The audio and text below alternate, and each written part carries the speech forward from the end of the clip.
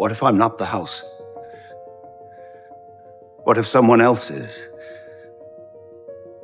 Thanks to his temporary alliances and experiments, Robert created what is known as a preservation and life support chamber. A computer kept him in hibernation, similar to what the Vault-Tec executives use, but with one major difference. House's tech allowed him to remain conscious while his body rested and its aging process was delayed.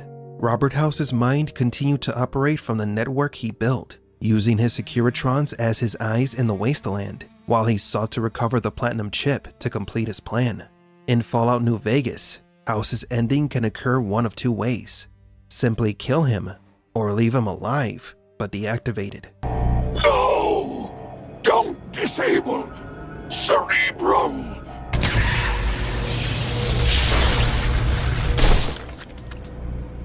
House's fate is not entirely established. His purpose in the game is to serve as a psychological test for the player, a moment where they must decide whether to spare House's life and let him continue his plan for conquest and control, or turn him off forever. This life or death decision is not exclusive to the game. You know, the person who wanted me to kill you, you know what they think? They think that you are gonna end things by selling Vault-Tec the weapons it needs. Cooper was faced with the choice of whether to kill Robert or not. Mr. Howard, I know that you came to Vegas to kill me. Did you not? Understanding this, we can see where Lucy's story is headed. Cooper had several opportunities in the past to kill House, but he didn't. If House was involved in the nuclear holocaust, the sympathy that Cooper showed him may have doomed the world.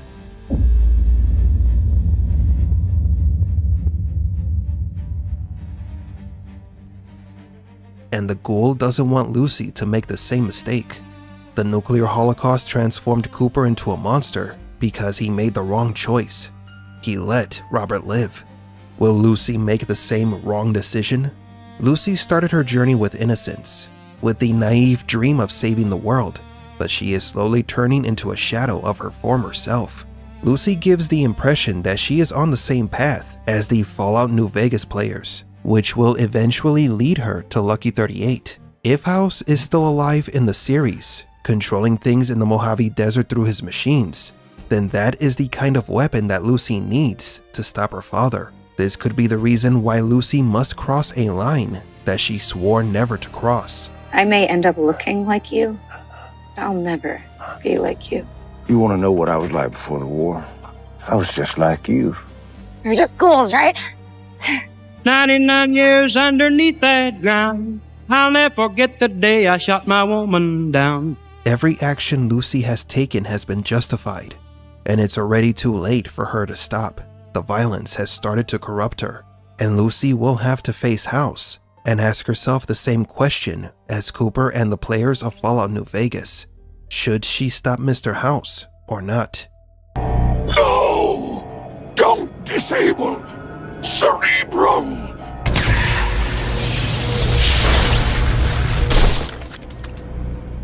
House may still be alive, and Lucy might be the one to stop him.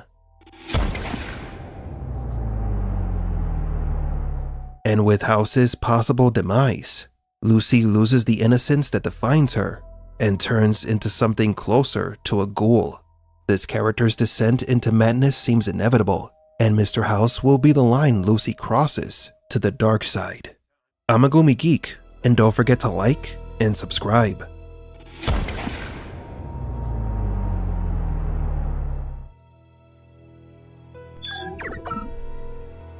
No!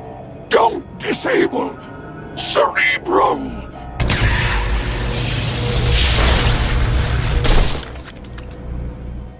Mr. Howard, I know that you came to Vegas to kill me. The Robco Securitron might hold the secret of what happened to its creator, Mr. House. Like Cooper, the metallic soldier cannot die. So do Victor and Cooper have other things in common? Where's Robert House? He's gone. Spending your days pretending to be a cowboy.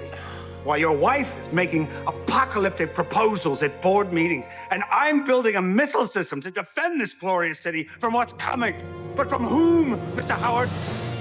From whom? For a long time, people have wondered why Victor's personality is that of a cowboy. There is a theory that Victor's personality is based on Robert's idealization of Cooper. Victor is a protector inspired by Cooper Howard, the cowboy hero from the movies. The robot's AI could be the version of the hero that society wanted Cooper to be. And upon seeing the robot, Cooper reconnects with his past self, his better self. Another interesting detail that the machine and Ghoul share is that they cannot die. Victor is that eternal hero created with a purpose to defend the system. The robot cowboy is always ready for a scrap, another cruel reminder for Cooper of what his life used to be. Now, Victor, Robert, and Cooper are based on old archetypes from old stories where a creator, unable to be everywhere, sends their creation to walk among men, to observe them, to record what they do, and to intervene when necessary. In Egyptian mythology, there is a symbol that fits perfectly with the robot, the Eye of Ra. It represents an extension of the deity Ra. It is his projected self, an eye that can act on its own as an independent entity and that manifests in different ways depending on the need. It can protect, punish, warn, and impose order. It is the god touching the world without descending from the skies. The unsettling truth is that Victor is the eye of Robert House. The robot is the extension of the creator among men. No matter how many times the eye is destroyed, no matter what physical form it uses, or whether it appears as a friend or foe, it continues to fulfill its creator's purpose. Victor is Robert House's eternal enforcer. But you know what they say in Vegas? Everyone's a winner, eventually. The same goes for losing in my experience, except for one man, the man that built you. Something within Norm never stopped longing for the warm light of the outside world. He remembered that there was something bigger outside the bunker, outside the cave where his father held him and others captive. Those memories of Shady Sands could never become fading dreams. They stayed alive in Norm. That's why he was bored of every job he was assigned. No role in the community satisfied him. Nothing felt good enough. Norm didn't want to fit in. He wanted to get out. And Lucy shared that sentiment. That's why when the time came, Norm helped his sister to escape the vault.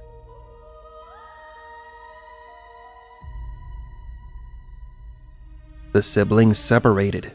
Lucy finds her awakening in the real world and sees how cruel it can be through the actions of those who inhabit the surface. Norm, on the other hand, awakens by looking inward at the lies created by his father. He sees how cruel his world is to the people shielded from reality. They were both enlightened by the truth, but their awakening takes a deeper, dangerous, and darker path. The path that pushes Norm to take his father's place. What are you doing? Thawing everyone. What? No! You can't just thaw them all! Unlike other members of Vault 33, Norm doesn't follow instructions. He disobeys them, attacks them, and then leads the Vault-Tec executives outside, lying to them and making them believe that they are part of a plan to reclaim the world. Norm, like his father, used deception to his advantage. We saw how Norm uses the executives as stepping stones towards the outside, towards the real world. He destroyed the Vault-Tec protocol and felt the sun on his face once again. The story of a son who goes against his father, thus becoming something worse. What does this story remind you of?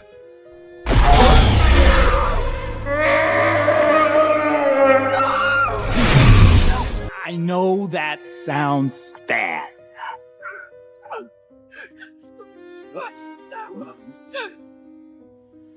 Stand up. The archetype of the child who surpasses their parents originates from Greek mythology. In the beginning, there was Uranus, a primordial god who feared his offspring.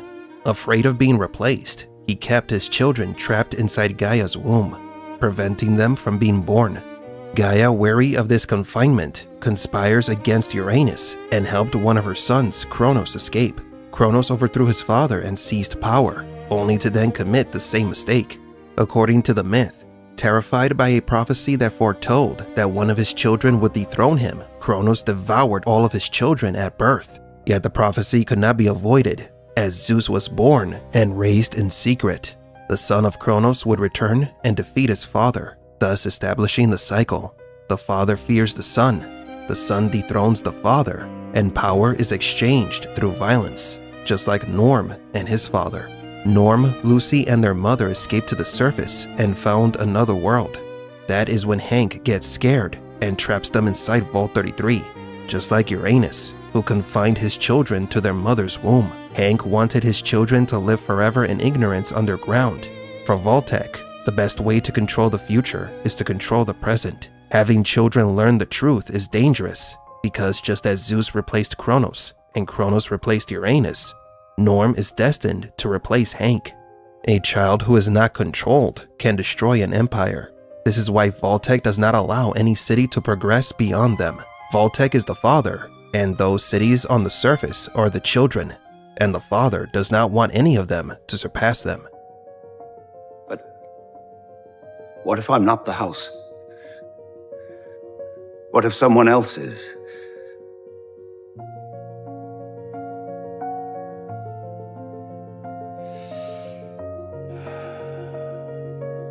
So what do you think?